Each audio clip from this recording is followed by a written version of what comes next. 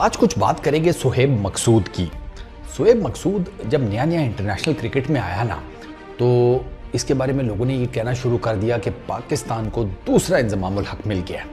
Middle order का बेहतरीन batsman था सोहेब मकसूद। और सोहेब मकसूद की ज़बरदस्त बात यह है कि बैटिंग का जो इसका स्टाइल है ना, जो मतलब शॉट सेलेक्ट प्लेइंग मतलब शॉट खेलना ही वो डिट्टो इंजमामुल हक की तरह का है। इसी वजह से तो इसको इंजमामुल हक जूनियर भी कहा जाता था और कहा गया कि पाकिस्तान को ना एक दूसरा इंजमामुल हक मिल गया। बैटिंग भी शुरू में अच्छी करता था और मैंने आपको बताया शॉट्स वगैरह भी इंजमामुल हक की तरह खेलना, है भी उसी साइड का, मुल्तान वाली बेल्ट का। तो इसका लगा कि यार ये तो छा जाएगा। अनफॉर्चुनेटली ऐसा हुआ नहीं। 2021 में सोहेब मकसूद ये बताती हैं कि ये बड़ी ज़बरदस्त फॉर्म में थे और वाकई थे। इसने डोमेस्टिक क्रिकेट में बड़े रन्स किए। PSL आया, PSL में इसने 400 प्लस कुछ रन्स किए थे, 420-30 के कुछ समथिंग रन्स थे मुझे याद है। और ये तीसरे नंबर के ऊपर था। सबसे ज़्यादा बाबर आजम ने किए थे, 550 प्लस थे बाबर आजम के। फिर रिजवान के थे शायद 400 प्लस के, नहीं रिजवान के 500 के करीब थे शायद। और फिर तीसरे नंबर पर ये था, इसने ना 420-30 समथिंग रन्स किए थे। कोई इसकी एवरेज भी बड़ी ज़बरदस्त थी, 46-47 की। स्ट्राइक रेट भी तकरीबन 155 की 156 का। तो सोहेब मकसूद ने PSL 2021 में भी बड़ा ज़बरदस्त परफॉर्म किया। अच्छा, PSL हुआ तो लोगों को कंफर्म था कि ये तो वर्ल्ड T20 खेलेगा ही खेलेगा, पक्का पाकिस्तान में इसका नाम आएगा और इसका आ जाना था। हुआ क्या, सोहेब मकसूद अनफिट हो गया। सोहेब मकसूद अनफिट हुआ। वर्ल्ड T20 में सोहेब मकसूद की जगह पर शुएब मलिक को टीम में डाला गया। और बकौल सोहेब मकसूद ये जब फैसला हुआ था ना कि इसकी जगह के ऊपर शुएब मलिक को टीम में डाला गया, कहता है भाई साहब मैं 2 से 3 दिन रोता रहा, क्योंकि मैंने बड़ी मेहनत की थी पिछले 4-5 साल। कॉन्टीन्यूसली मुझे कोई रेगुलर मौका नहीं मिल रहा था। तो मैंने डोमेस्टिक क्रिकेट में बड़ी मेहनत की, बड़ा स्ट्रगल किया और 4-5 साल की मेहनत के बाद मुझे मौका मिल रहा था वर्ल्ड T20 में जाने का अपनी परफॉर्मेंसेस के बलबूते पर।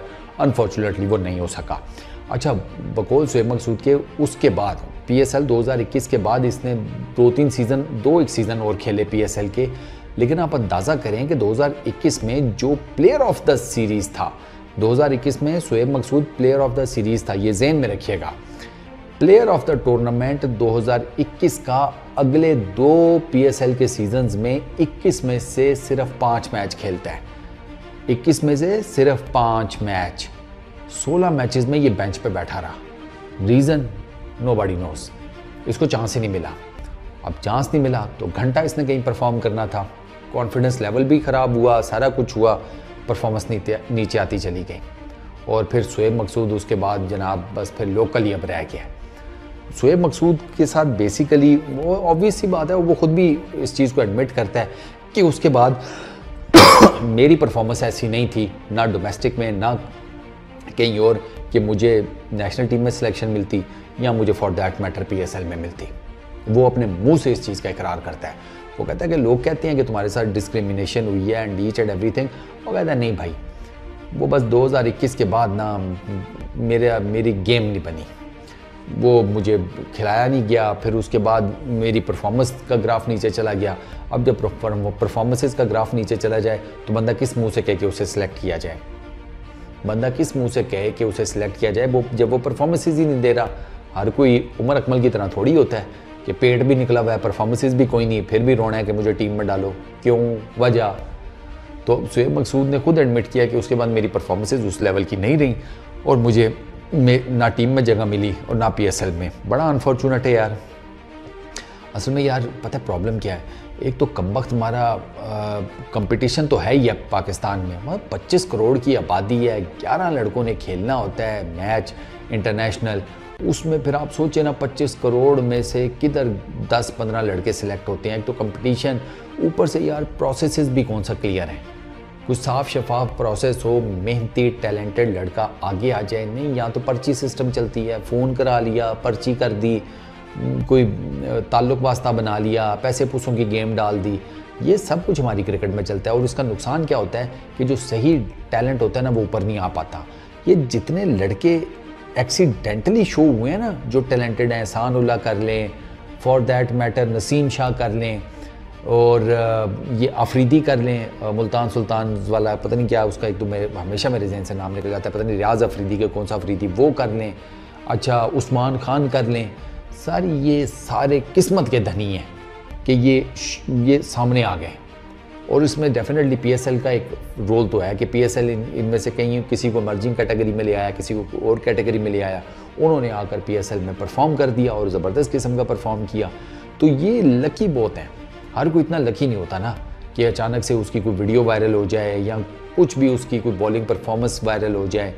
नहीं, हमारे यहाँ पे प्रोसेसेस क्लियर नहीं है। प्रोसेसेस क्लियर हो, प्रॉपर मैंडेट हो, प्रॉपर जिसे कहते हैं कंपटीशन हो टैलेंट का, स्किल सेट का, तो फिर तो लड़के ऊपर आएँ।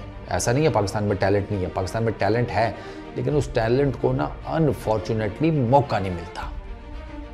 ये एक हमारे अंदर है इशू।